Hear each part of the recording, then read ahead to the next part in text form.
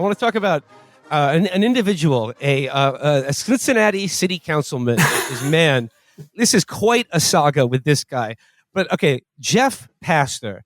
How many political affiliations, religions, and sexual orientations has this guy cycled through in his career? It's Pastor, man. He was a character. I'll give him this. He was at least a character. You know what I mean? He cleared the character bar. He was halfway there. And he just, at the end of the day, just couldn't do anything besides be fabulously corrupt. Again, and Cincinnati's another city that's just old school corruption. And he was so devious, he caught himself up in a web instantly. Like, I'm not even sure he got through his first term before they were like, And he was, my understanding, Chris could correct me if I'm wrong. My understanding is he was like basically like laundering money like through the churches. And he had some setup with his donations and the churches, and it was like some tax-free racket. And yeah, he thought he had it figured out, but the FBI was ahead of him every step of the way. What I like about Jeff Pastor is like similar to Neil Clark. He has a good deal of writing, and like so he wrote this like manifesto that he published on like his own website, where he comes out as a Black Jewish Republican polyamorous atheist, where in it, like, he really wants you to know that, like, even though as a young man I was a virgin who didn't have sex, I've been having a lot of sex recently. And I sort of read from this. It says, while attending Withrow High School, I would carry my Bible and briefcase, much to the shock of my peers.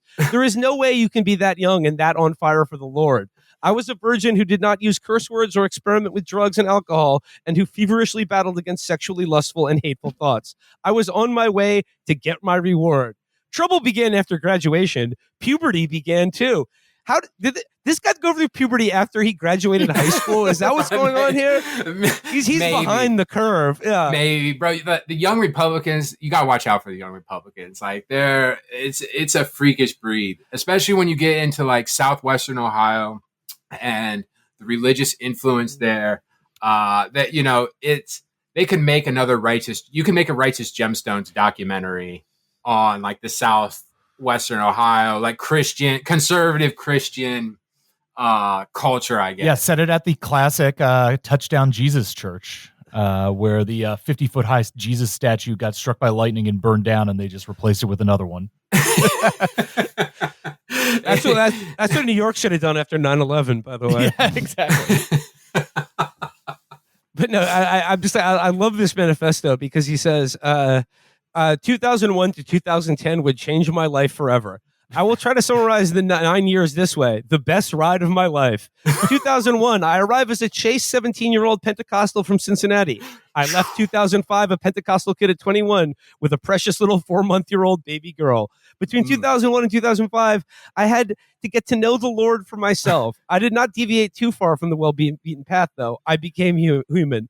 Losing my virginity happened.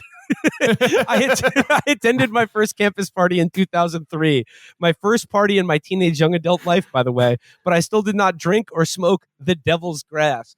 And to that, I got to say, I'm pretty impressed that, like, he went from attending his first ever party to losing his virginity in, like, what, an hour? Yeah. Like, this guy's got some riz, if that's the case. That's the standard, like, holy roller arc. That's why they lobby against, like, public schools, and they're trying to turn the universities into, like, anti-woke factories. It's because their kids, like, they have them on the straight and narrow until they lose their virginity and have, like, one bush light at a party, and they're like, fuck this noise. And they're like, grandparents and their parents back home are like, you know, they blame it on, like, woke cultural factories. And, yeah, but what were they doing when they were teenagers? Oh, probably the same thing. Yeah, the exact same thing. They were getting drunk and having sex out of marriage. But, at least we weren't gay. Yeah, well.